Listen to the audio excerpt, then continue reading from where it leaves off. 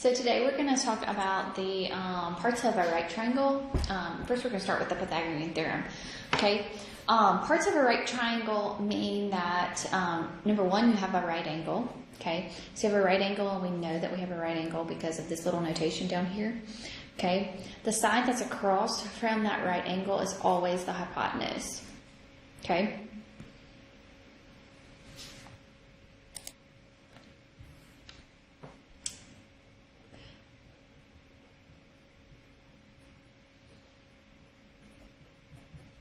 Okay, so the long side across from your right angle is called the hypotenuse, and sides A and B are called legs.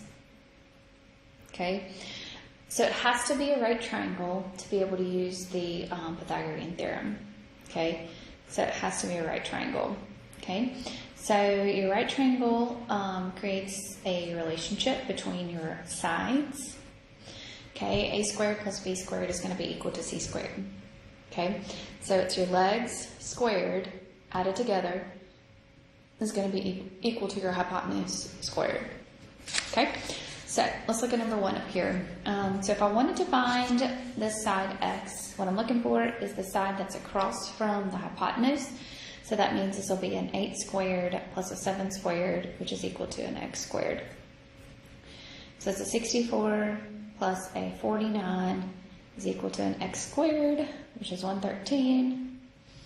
And then how do I solve for that x? Okay, I wanted to solve for that. I would take the square root of both sides here.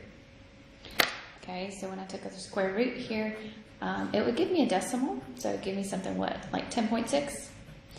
And the units that would be in would be inches. Okay? All right, so your legs squared added together is equal to your hypotenuse squared. Okay, so let's look at number 3 here. Number 3, I'm looking for one of the, it's on that side of the right angle. So I'm looking for one of the legs here. Okay, so I'm going to actually say 6 squared plus x squared is equal to my hypotenuse, which is a 13 squared. Okay, so 36 plus an x squared is equal to a 169. Okay, subtract your 36, so you'll get a 133. Square root of that. So square root of 133 will be what? 11.5 centimeters. Okay. Number 5 here, same thing. Number 5, you're looking for one of the legs. Because your right angle over here, across from the right angle, that's always your hypotenuse. So you'll have a 12 squared plus an x squared is equal to a 20 squared. Okay, so 144 plus an x squared is equal to a 400. So x squared is equal to 256. Square root of that would be, what, 16? Okay. Alrighty. Okay, so the next thing that we're going to look at is something that has to do with our right angle. Okay, it's called a circumcenter. Okay, so a circumcenter, what that represents, okay, is you have a triangle. It could be any type of triangle. Okay, and in this triangle, we are going to draw some bisectors. So, I'm going to try to draw this pretty.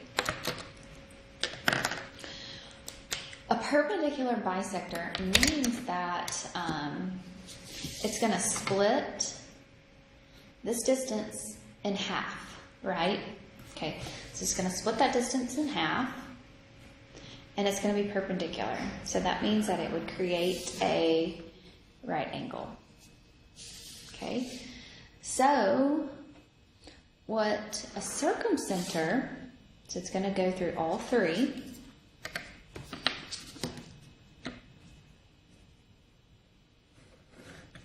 Okay, so what a circumcenter is going to be is the point of intersection there. Okay, the circumcenter is where all 3 perpendicular bisectors intersect. Okay, where all 3 perpendicular bisectors intersect. Okay, it's also the same distance between every vertices. So inside here, this is the same thing as this distance. I didn't draw it pretty. Okay, those blue distances right there are equidistant, so that means that they are the same. Okay, so far so good. So what this circumcenter is that this is, if these all are the same, okay, then this is kind of like the center. I'm gonna try to draw it like that, but that's the center of a circle. Okay, so this would be something that would be your radius. Okay, so those distances would all be equal. Okay, well remember what a perpendicular bisector does. Okay, so all your blue lines are going to be the same distance. Okay, when it's in between the vertices here, the vertices are all going to be the same distance. Okay, the perpendicular bisectors, remember, they create equal pairs there. So when you split those are all going to be, I'm going to have to do 4 there. Okay, these would be the same, these would be the same, these would be equal. Okay, all right. Well, if I didn't know one of these sides, like if I didn't know this distance here, but I knew this one, and I knew my radius right here, okay, then I could use the Pythagorean Theorem to find the other ones. Okay? Alright, so that's my pretty drawing. Let's go to this worksheet over here. Okay. So let's fill in the blanks here. So it's the perpendicular bisectors.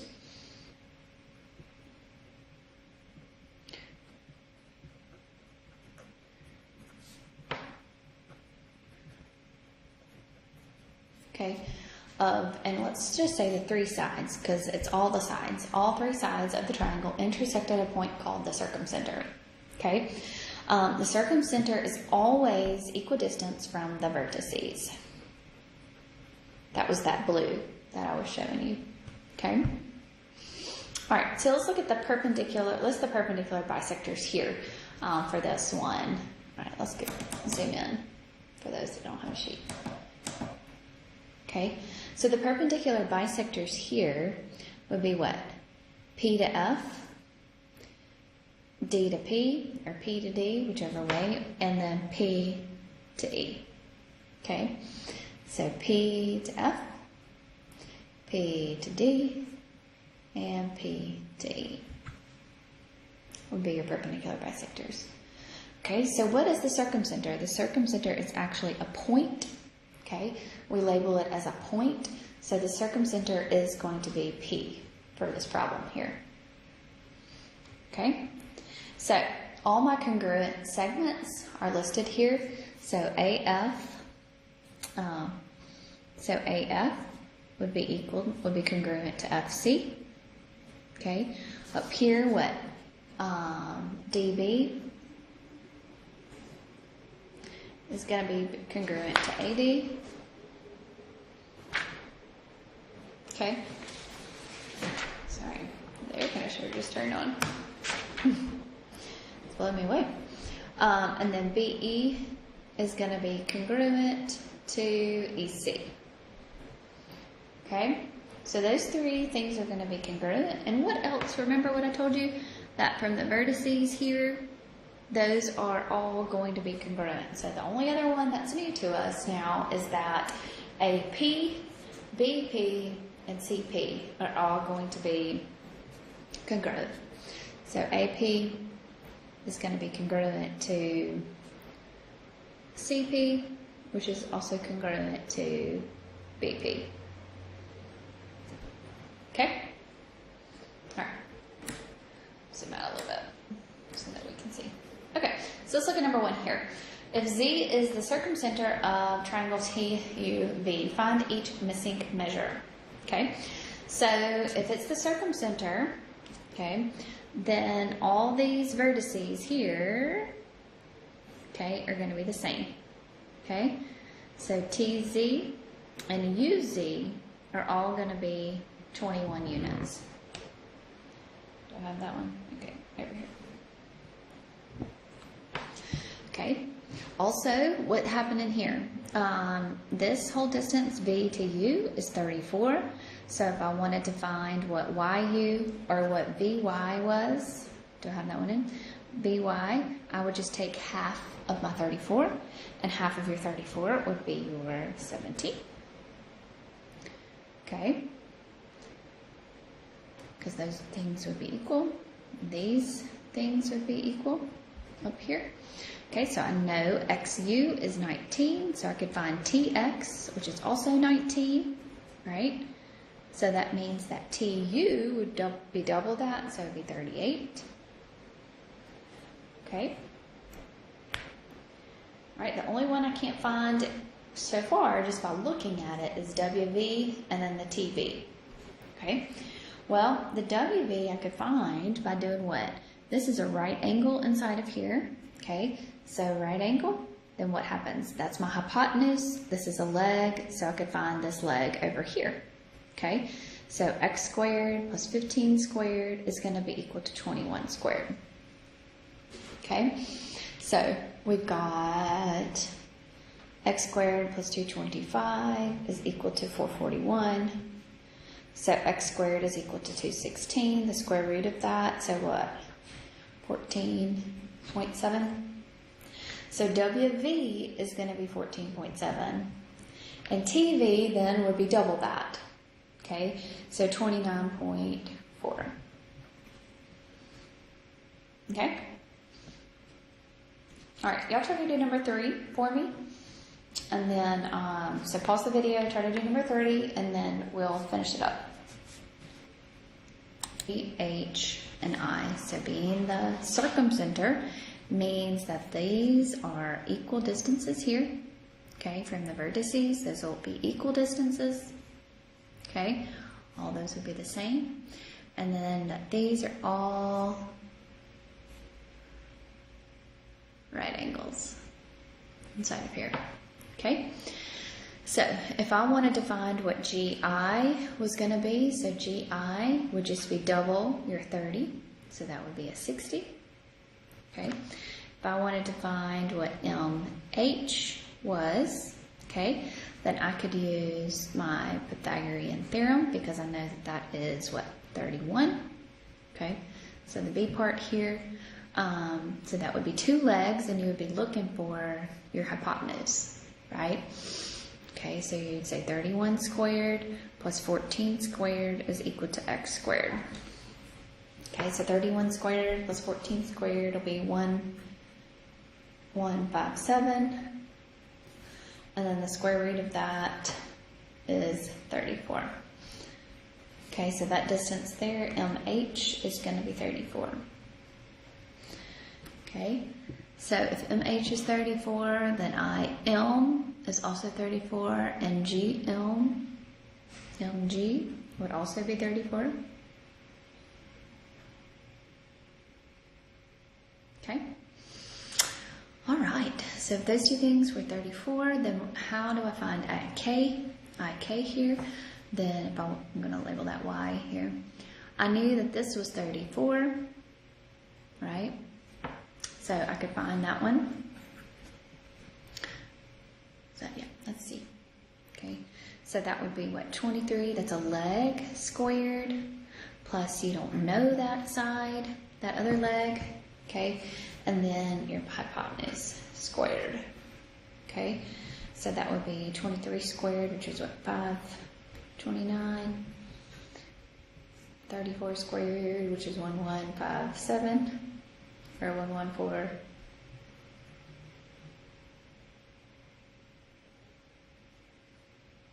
Okay, subtract, so you're going to get 627.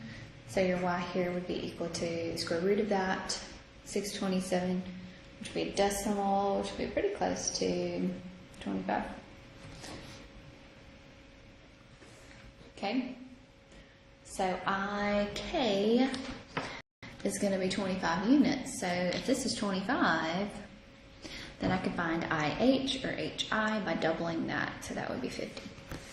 Okay, good.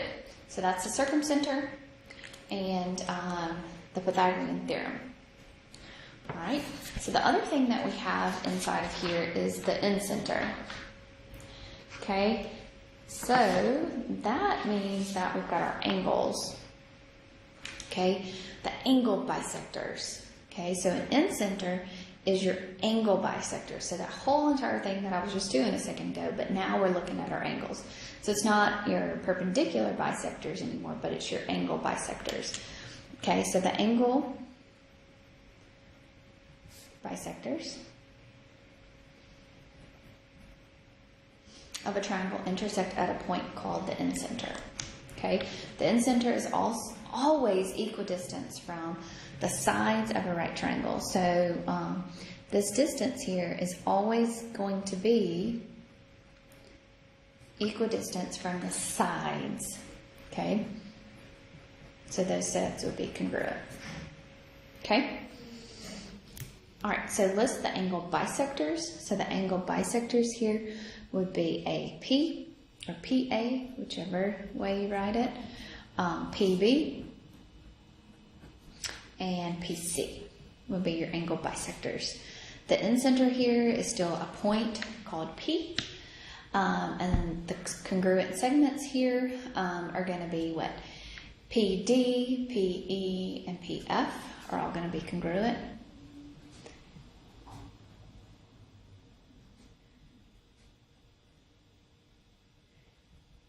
Okay, those are going to be congruent. Well, then, if those are congruent, that's a perpendicular. Okay, so AD is going to be congruent to AF. Okay, so these two sides here will be congruent.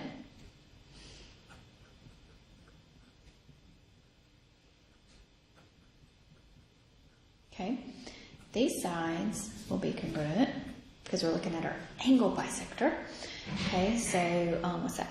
CF is going to be congruent to CE.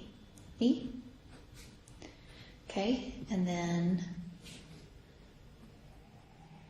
well, here, I'm going to make these a different color right here. I'm going to make, it's always equidistant from the sides. I'm going to put that in blue so that I don't have so many lines everywhere. Okay, so BE is going to be congruent to BD. Okay, so remember your angle bisector creates, okay, just imagine you don't have any of that, and that's an angle bisector. Remember that the sides of the angle bisector are equal. Okay, good. All right, let's do an example here. Okay, so if P is the incenter of triangle JK and L, find each missing measure. Okay, so if this is, so if P is the incenter, okay, so that means that PO is going to be 8 units, and PN is also going to be 8 units, okay? What that also means is that JM is going to be the same thing as JN, KN is going to be the same thing as KO, so KN right there is also going to be 17.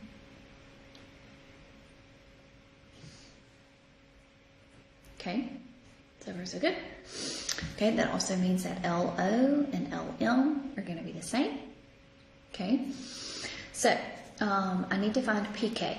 So if I was to look at this triangle, I know that NK is 17. I know that NP right there is 8.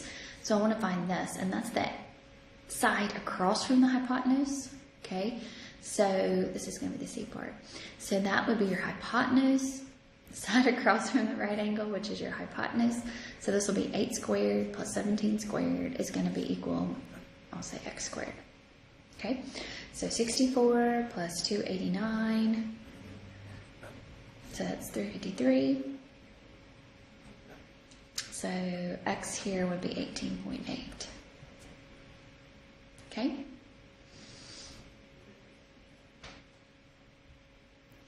All right, right, so same thing I can do over here. I want to find LO, so I want to find over here this distance. Okay, I want to find that distance LO. So that is a leg, right? So the angle across, or the side across from that right angle is your hypotenuse. So the D part here, you would say what? 8 squared plus y squared is equal to 13 squared. So 64 plus y squared is equal to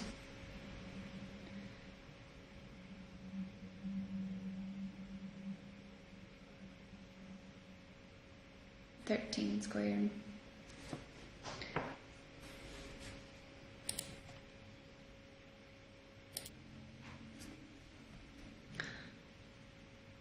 So, sorry, that'll be 169. Okay, so 64 minus that, so that'll be a 105. So y here would be what? 10.2. Okay. All right, so if it asks for LM, LM is going to be the same as this one, so it would also be that 10.2. Okay. So, does that make sense? I hope so. All right, try number 8 for me. I mean 2, sorry. Try number 2 for me. Okay. So we know that this is an angle bisector, so that means that BE is going to be equal to BF, AE is going to be equal to AD, DC is going to be equal to CF, so that's also going to be 35 units over there. Okay, so the first thing that we want to find is GD. So this one is what we're going to try to find over here. So this is a right triangle. GCD right there is a right triangle. So I need to find one of my legs. So the A part here, so we would have x squared plus 35 squared is equal to 37 squared. Okay, so we would have x squared plus 1225 is equal to 1369. Subtract that, so we get 144. So x here is going to be equal to 12. Okay, so here GD is going to be 12. That means that also EG is 12 and GF is 12. So GD is 12 and all those others fall suit to be 12. Okay, all right, so I want to find BG. Okay, so BG is the distance here. So it would be the hypotenuse, so that would be 6 squared plus 12 squared is equal to, let's call it y squared. Okay, so 36 plus 144, so that's 180. Oops, that's a y, sorry. Square root of that, so y here would be what, 13.4? So BG there would be 13.4. Okay, FC would be 35, we already found that, and BF would be a 6. Sorry. Okay. All right, let's do number 3 together. Okay. If S is the incenter of triangle PRQ, so P, R, and Q, if S is the incenter, that means that these, if you wanted to think about these, this means that these angles would be congruent, these angles would be congruent, and these angles would be congruent. Okay? Alright, so if angle P, R, and Q, so this is 8x minus 10, and angle R, P, Q is 4x minus 14, okay? And angle PQR, so P, Q, and R, is equal to 7x minus 5. Find each missing measure, okay? So what that means is that they have to add together to be what? 180. Good job. Oops, I'm sorry. I always do that when I'm with y'all. Sorry. Okay, so these two angles, so P, if that's the incenter, then that means that creates 2 angles inside there that are congruent. Your R, those 2 angles right there would be congruent, and your Q right there, those 2 angles would be congruent. Okay, so if I wanted to find the measure of each angle there, then we would have to add all of these values up, and those values would add together to be 180. So 4x minus 14 plus 7x minus 5 plus 8x minus 10 is going to be equal to 180. Okay, so 4 plus 7 plus 8, that'll be 19x minus a 29. So add, so that'll be 9x is equal to a positive 209. Divide, so x here is going to be an 11. Okay, so the angle PRQ, we'll plug 11 back in there. So 8 times 11 minus 10, so that'll be 78 degrees. So where's P? PRQ. So this is going to be is equal to 78 degrees. Okay, so PRS.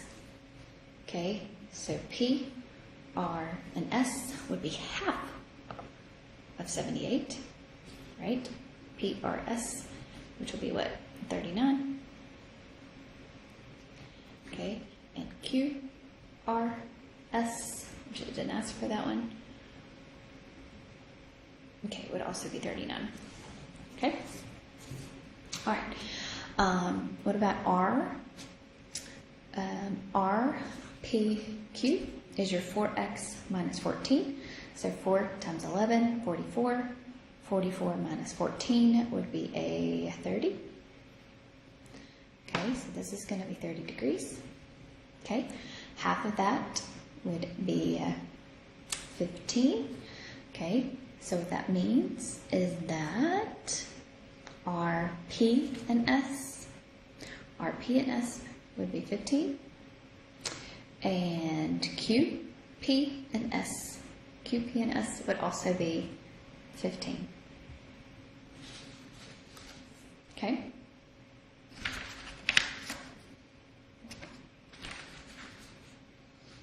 Okay.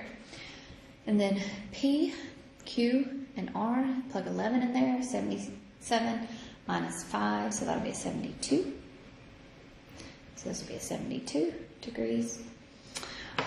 So half of that, okay, so P, Q, and S.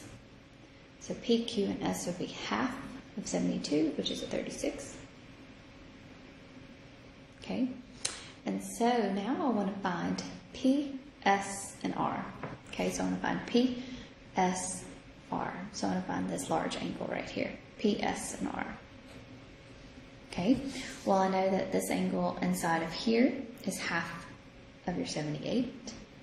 So half of your 78 was a 39. And this angle inside of here is 15. So 180 minus 39 minus 15 would give me a 126. Okay? All right, so that is your Pythagorean Theorem, your circumcenter, and your incenter. Okay?